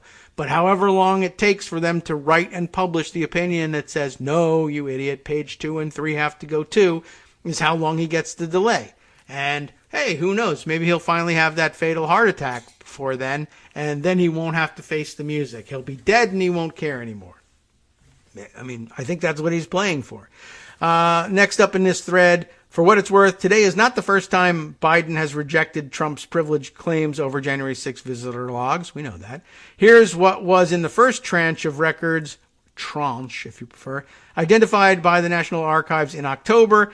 Those documents have already been shared with Congress. What's in there? Screenshot from some pleadings here that say, here each set of documents relates to Congress's inquiry and its stated needs. In the first notification, the 39 pages of documents subject to plaintiff's privilege assertion include daily presidential diaries, schedules, appointments showing White House visitors, activity logs, call logs, and switchboard shift change checklists showing phone calls to the president and vice president, all specifically for or encompassing January 6, 2021. Then some other crap, blah, blah, blah. But what's in quote unquote in dispute now is covered by that sentence. But Trump says it wasn't the page you were talking about. And now however long it tells him to, it takes the courts to say, yes, it is how long he gets to delay. That's the game, everybody. Isn't it exciting? All right. Just a few minutes left here, but we'll debate that for, Thursday and Friday, no doubt. And who knows, maybe Armando wants to speak to some of this stuff too. Sarah Palin, as you know, lost the case. The jury verdict came out and went the other way. We know that. And let's see. How about this one? This one deserves more, a longer read. Actually, both of these things probably do too. That's kind of makes it difficult. All right. Well, I guess I'll update you on this short bit relating to the Canadian situation. Breaking news from the other day, thanks to Mikhail Thalen, writer for the Daily Dot, who tweeted the other day that the breaking news at that point was that Give, Send, Go, the crowdfunding alternative, I should say, website used by the so-called Freedom Convoy. This is the right-wing GoFundMe, even though GoFundMe is full of right-wing people looking for people to pay for the funerals of their COVID-denying relatives. Give, Send, Go is the one where you can be truly Christian by condemning all sorts of people and getting other Christians to help you pay for doing that. The crowdfunding website that was used by the lunatics in Canada is now redirecting to the domain GiveSendGone. GiveSendGone.wtf, as a matter of fact. A video from the Disney film Frozen now appears alongside a manifesto condemning the website and the Freedom Convoy. And it says, Give, Send, Go is now frozen. Get it? Hackers have taken down Give, Send, Go. And golly gee, if everybody isn't outraged about that up there in Ottawa, out on the streets of Ottawa. Anyway, every time they try to get a hold of these things, either GoFundMe takes away their money or freezes their assets, or then when they switch to Give, Send, Go, Give, Send, Go didn't freeze their assets, but hackers did. And then they are trying to have just pleasant walkie-talkie type conversations with one another over the internet, and people are coming in there and playing gay cowboy music. So, it's a challenge to be out there in the streets of Ottawa. We'll see how this resolves itself, and we'll see how the Canadian state of emergency plays out, despite the fact that Jonathan Turley knows nothing about it. He's on TV opining about it. And by the way, in addition to the very dumb opinion he's offering, because he doesn't, I don't think, know anything about Canadian law, or at least in the clip, doesn't do anything to acknowledge that Canada has its own laws and its own precedents, and he doesn't mention whether it might be okay under their laws and precedents. He says this very dumb thing, that the theory behind it is, well, I don't know anything about the Canadian law, but isn't it terrible that these people are engaging in what would be, maybe, in the United States, protected speech? And yet, this is just civil disobedience, and yet they're being arrested. Why, with this law that they have up there in Canada, supposedly, they could have arrested Martin Luther King for his civil disobedience. And now, where would we be in this country if they had arrested or been able to arrest Martin Luther King? And of course, a thread full of people saying, I have some bad news for you about history and letters written from Birmingham hotels. From netrootsradio.com. You have been listening to Kagro in the Morning with David Waldman. All right, well, as usual, at the end of the show, we're excited about the numerous stories that we can bring you. So we got lots of fodder for Thursday and Friday. What about for next? Well, of course, as always, the West Coast Cookbook and Speakeasy with Justice Putnam is next, right here on Netroots Radio. He takes you around the country and around the world, as usual, with all the stuff we missed. Stay tuned.